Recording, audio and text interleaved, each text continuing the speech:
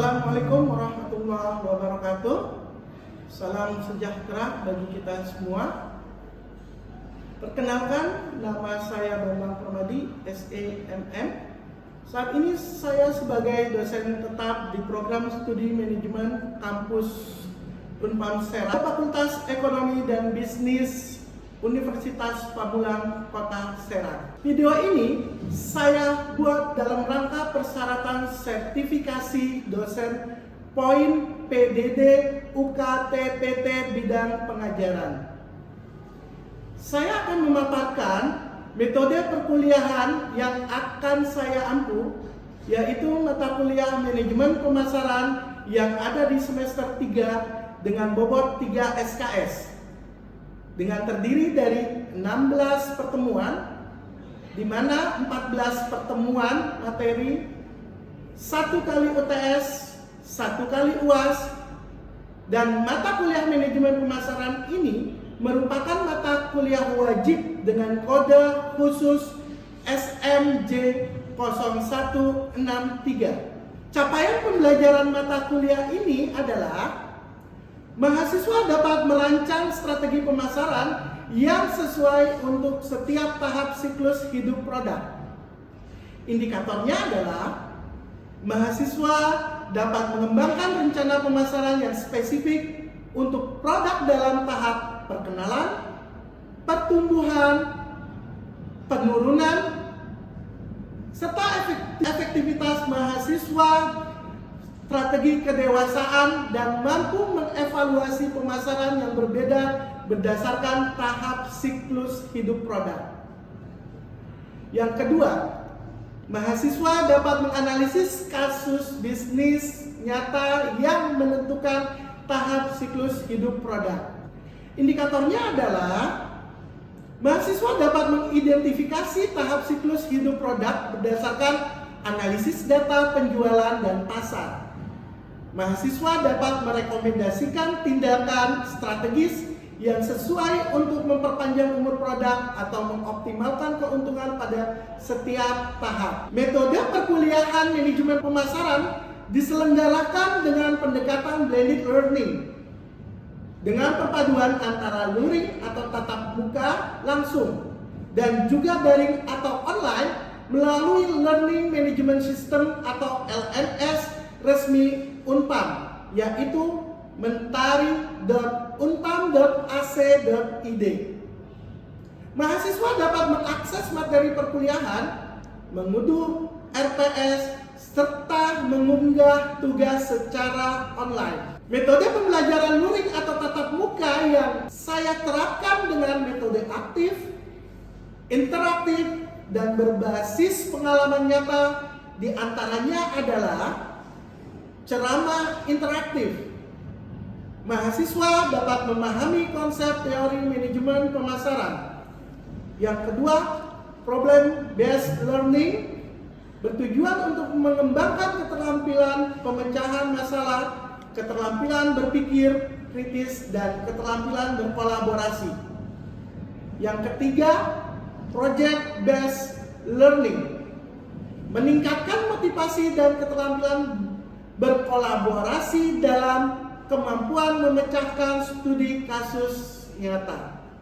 Sumber dan media pembelajaran yang saya gunakan berasal dari modul, buku referensi, studi kasus, jurnal ilmiah, dan PPT.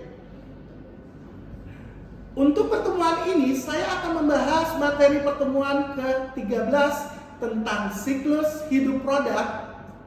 Pada bab ini akan dijelaskan materi tentang teori siklus hidup produk, teori hidup produk dalam perspektif ekonomi dan manajemen, strategi pemasaran pada tahapan siklus hidup produk, tahap-tahap siklus hidup produk, peran dalam manajemen pemasaran, contoh aplikasi dalam manajemen pemasaran. Untuk capaian pembelajarannya adalah S9, mampu menunjukkan sikap tanggung jawab atas pekerjaan di bidang keahlian secara mandiri. KU 2, mampu menunjukkan kinerja mandiri, bermutu, dan terukur. KK1 mampu mengambil keputusan secara tepat dalam konteks penyelesaian dan data. P1 mampu menguasai konsep dan prosedur serta keputusan bisnis yang dapat memecahkan permasalahan pemasaran. Untuk capaian pembelajaran mata kuliah adalah 1. Mahasiswa mampu membuat rencana dan analisis serta menguasai pengambilan keputusan yang bermutu dan terukur di bidang pemasaran sehingga menghasilkan kinerja pemasaran yang profesional. Yang kedua, mahasiswa mampu memahami dan menjelaskan konsep dasar pemasaran termasuk definisi, tujuan, dan peran pemasaran dalam organisasi. Yang ketiga, mahasiswa mampu menganalisis pasar dan perilaku konsumen termasuk segmentasi pasar, target pasar yang sesuai dan menentukan strategi positioning produk. Yang keempat, mahasiswa mampu merancang strategi pemasaran yang efektif berdasarkan analisis pasar dan kebutuhan konsumen. Yang kelima, mahasiswa memahami konsep bauran pemasaran atau bauran marketing mix dan mampu mengelola elemen-elemen bauran pemasaran secara efektif. Yang keenam, mahasiswa mampu mengevaluasi kinerja pemasaran dan mengukur efektivitas strategi pemasaran yang telah diimplementasikan. Yang ketujuh, mahasiswa memahami pentingnya etika dan tanggung jawab sosial dalam praktik pemasaran dan mampu menerapkannya dalam situasi bisnis. Materi pembelajaran pada mata kuliah manajemen pemasaran ini meliputi definisi fungsi manajemen pemasaran, konsep inti pemasaran dan audit pemasaran, filosofi dan konsep manajemen pemasaran, penetapan harga, perencanaan strategis dan perencanaan taktis, membangun kepuasan pelanggan, memantau lingkungan pemasaran, instrumen dan riset pemasaran, metode dan riset pemasaran, metode pengambilan sampel, teori perilaku konsumen, bauran pemasaran atau marketing mix, siklus hidup produk atau product life cycle, dan yang terakhir segmenting, targeting, dan positioning.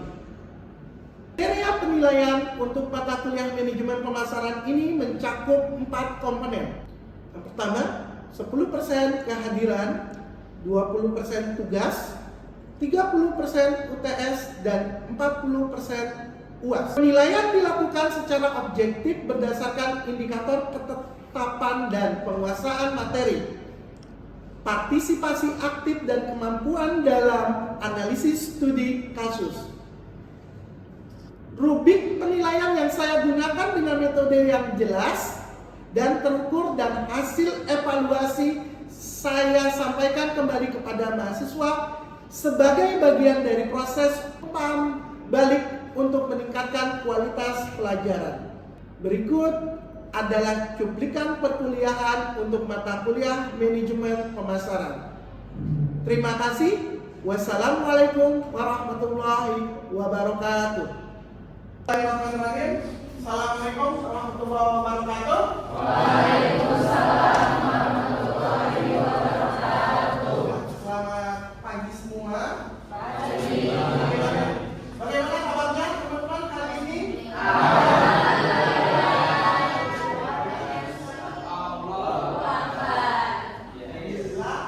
Teman-teman, pada kesempatan hari ini, pagi ini kita masih diberikan kesehatan dan bisa bertemu di kampus tercinta ya dalam mata perkuliahan ya di pekan atau pertemuan ke-14 ini ya dengan mata kuliah manajemen pemasaran 1 ya.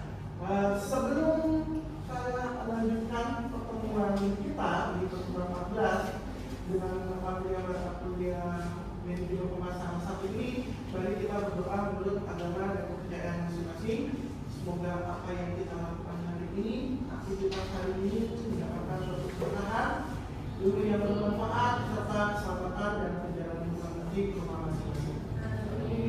Doa dimulai.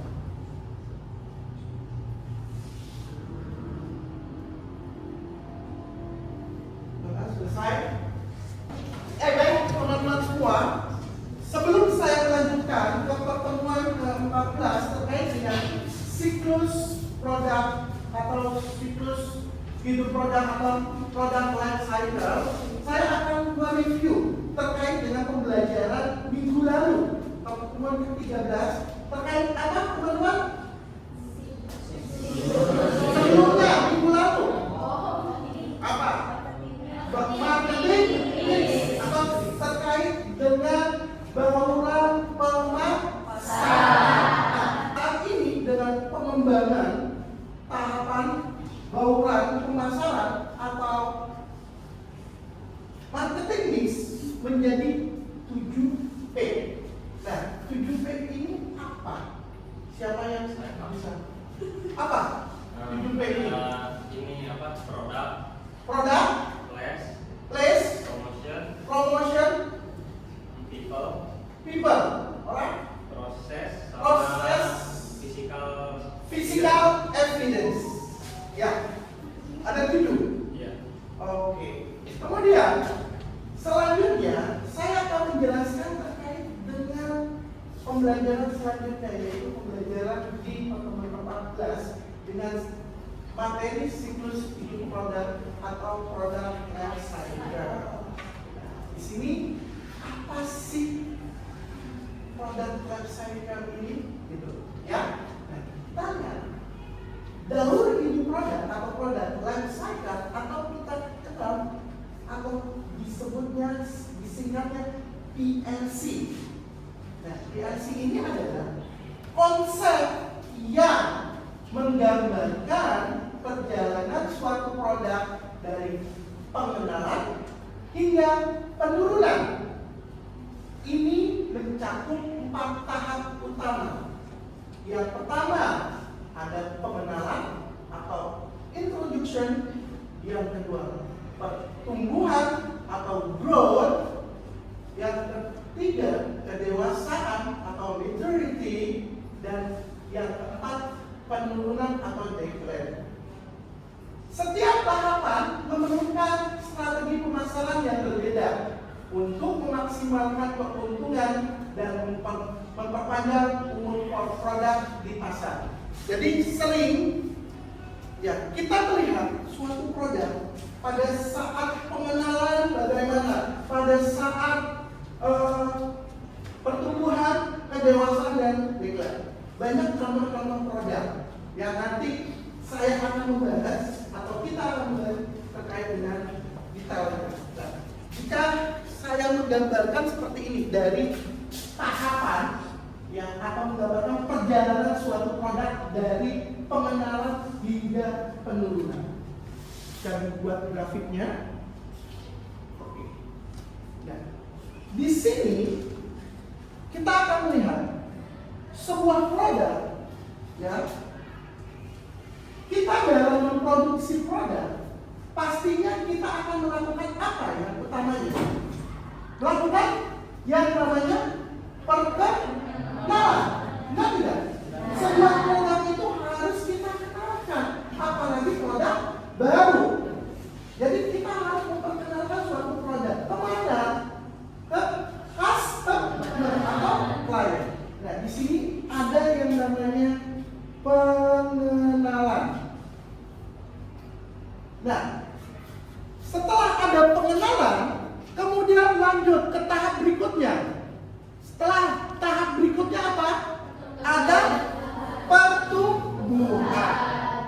Pertumbuhan.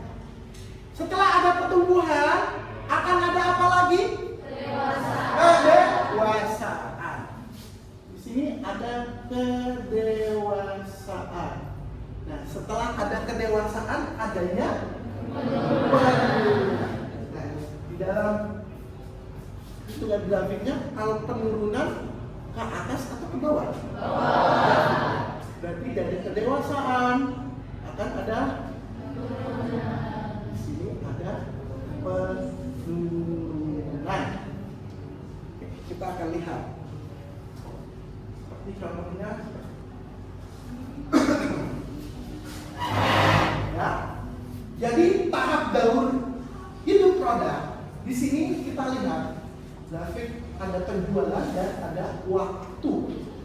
Nah, pada saat produk pertama kali diproduksi sebelum diperkenalkan atau dijual ke customer, pasti perusahaan akan melakukan yang namanya introduction atau pengenalan. Bagaimana pengenalan suatu produk barang ini dengan cara apa biasanya?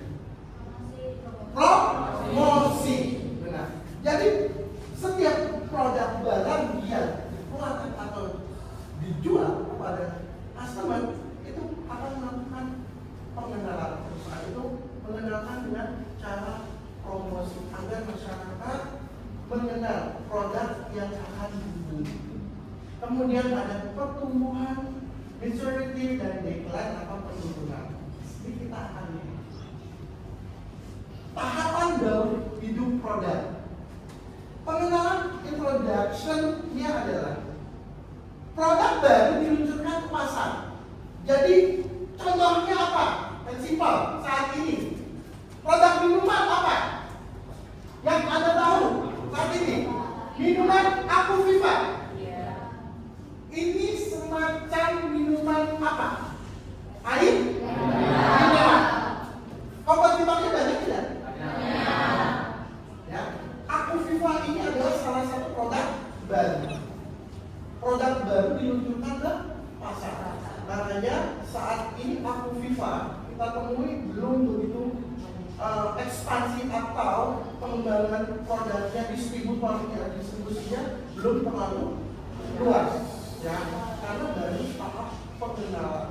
Nah, kemudian di sini produk baru diluncurkan ke pasar, mereka mengenalkan dari perusahaan mengenalkan ya produknya ke pasar, jual ke beberapa supermarket, ya kan supermarket dan lain-lain atau ke pasar tradisional. Penjualan awal masih rendah. Karena apa masih rendah? Karena masyarakat belum banyak yang mengenal. Kemudian distribusi barang tersebut belum luas sehingga masyarakat pun masih sulit untuk mendapatkan suatu produknya. Nah, ini salah satunya. Jadi penjualannya masih rendah. Kemudian fokus pada pembentukan kesadaran merek dan edukasi pasar. Jadi brand awareness-nya, ya, brandnya dikuatkan, fokus pada pembentukan kesadaran merek. Karena saat ini, kira-kira teman-teman, ya, saya ingin tanya kepada teman-teman, jika saya menyebutkan air mineral, teman-teman pasti akan merespon merek apa? Kenapa? Karena kalau mindset teman-teman itu ya, sudah terdoktrin dari awal Aqua. Padahal mereknya bukan Aqua. Beli Aqua. Coba kalau di warung kontol beli air Aqua. Tetapi yang dibelinya merek lain. Ini jadikan kesadaran brand awareness-nya, kemudian dari mindset teman-teman sudah doktrin dari awal. Nah, doktrinnya dari apa? Kekuatan dari produknya, dari iklan, promosi. Makanya iklan Aqua walaupun brandnya sudah terkenal, dia tetap melakukan promosi. Karena agar masyarakat tidak berpaling ke merek yang lain. Setidaknya merek itu masih dalam mindsetnya, ya, kesadarannya. Nah, kemudian strategi promosi besar, strategi pengembangannya, promosinya besar, harga premium atau penetrasi disesuaikan, distribusi terbatas. Ya, strategi pada saat pengenalan produk pastinya sebuah perusahaan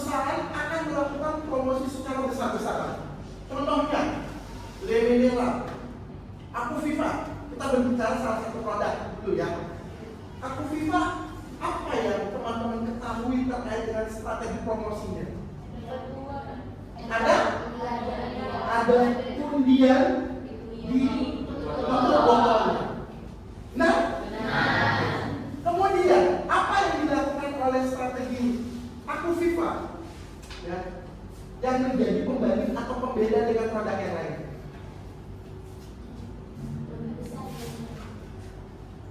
Putaran biliknya lebih besar. Berapa jumlahnya?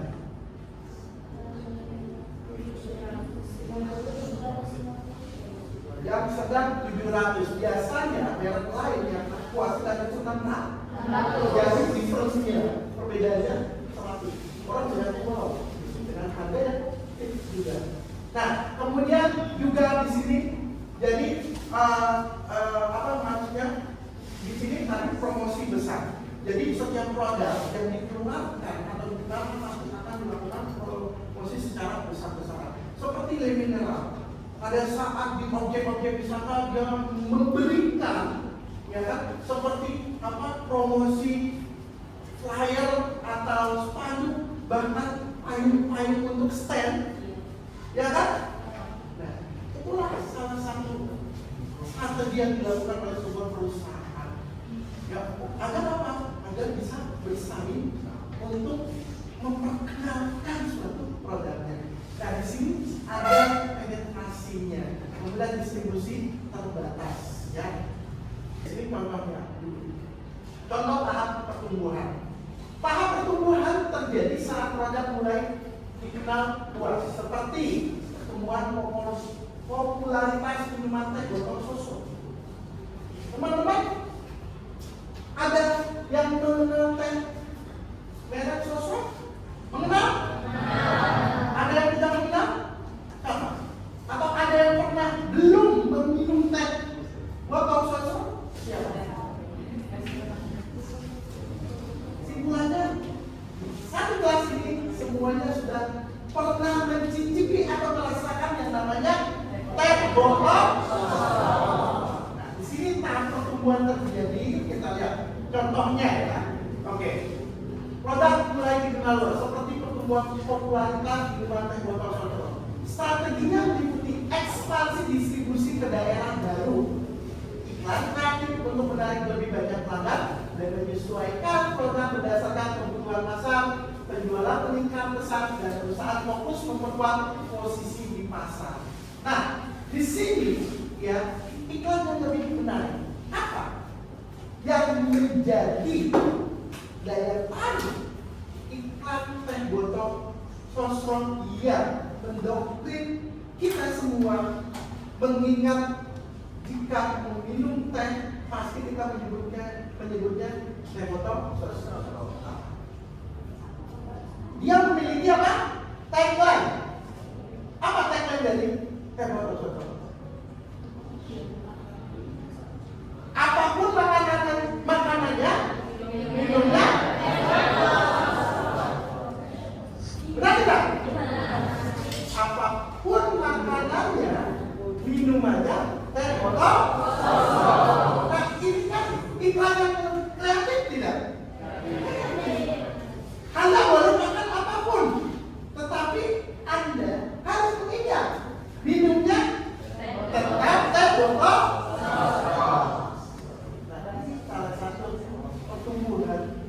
Atau strategi pertumbuhan yang dilakukan oleh perusahaan sosial. Ya, kemudian ada varian-varian lagi, ada varian fruit atau buah, ya, yaitu fruity itu kan ada makanan, kemudian ada kemasan-kemasan yang berbeda juga, ya. Ya. Oke, kita lanjut. Nah, di sini ada yang ketiga, kedewasaan atau maturity. Kedewasaan. Nah, di sini tingkat dari suatu produk. Kedewasaan. Nah, kedewasaan ini adalah tahap dari suatu produk.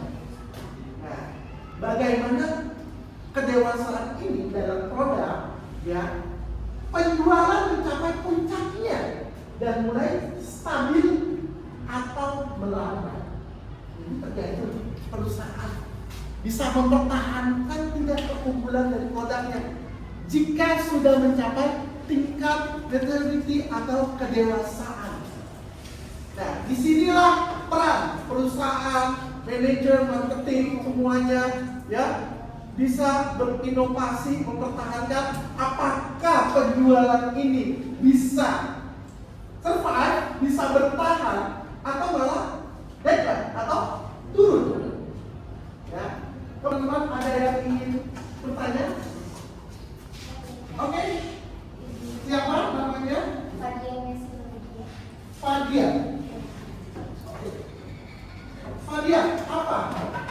Mengapa dalam hal pengenalan suatu produk baru kita bisa lihat sebuah perusahaan melakukan biaya promosi yang besar dan menghabiskan biaya yang besar? Oke. Bentar, saya akan catat dulu. Mengapa apa? Biaya promosi Iya. biasanya tinggi. Oke. Ada yang bisa membantu? Mengapa pada saat memperkenalkan produk atau promosi ini mengeluarkan biaya yang cukup tinggi? Kenapa? Kira-kira mengapa dalam sebuah produk melakukan promosi itu pastinya mengeluarkan biaya yang cukup tinggi? Saat promosi produk bagaimana? Promosi produk biasanya produk ini dalam kondisi apa? Introduction, jika pengenalan membutuhkan apa? Promosi yang besar. Promosi yang besar pastinya biaya yang besar agar masyarakat menjangkau, ekspansi menjangkau luas, pasti kita harus mengeluarkan biaya yang besar. Biaya yang besar ini yang kita keluarkan karena kita ingin memperkenalkan produk baru kita agar masyarakat ya lebih mengenal produk kita lebih luas. Nah, makanya dengan cara gencar-gencaran kita melakukan promosi baik di media massa, baik di media digital, online maupun offline, kita lakukan. Seperti halnya Aku Viva yang tadi kita bicarakan. Mereka dalam mempromosikan suatu produk yang agar dikenal masyarakat, apa yang mereka lakukan? Melakukan promosi secara besar-besaran dan mereka berani memberikan hadiah. Siapa yang beruntung dalam tutup botolnya mendapatkan mobil. Ada mungkin yang mendapatkan umroh, ada yang free jalan-jalan ke luar negeri atau ke dalam negeri. Nah, jadi kenapa promosi ini ya membutuhkan ya biaya yang tinggi ya? Karena memang kita harus memperkenalkan. Jadi kita jalan satu sisi. Jadi muncul secara direct, secara offline dan online kita lakukan. Agar apa? Agar produk kita bisa dikenal lebih luas oleh masyarakat. Seperti itu, ya. Terima kasih atas atensinya, partisipasinya teman-teman, dan semoga materi yang sudah saya sampaikan bisa bermanfaat untuk kita semua, ya. Kurang lebihnya mohon maaf, saya ucapkan dengan terima kasih. Wassalamualaikum warahmatullahi wabarakatuh.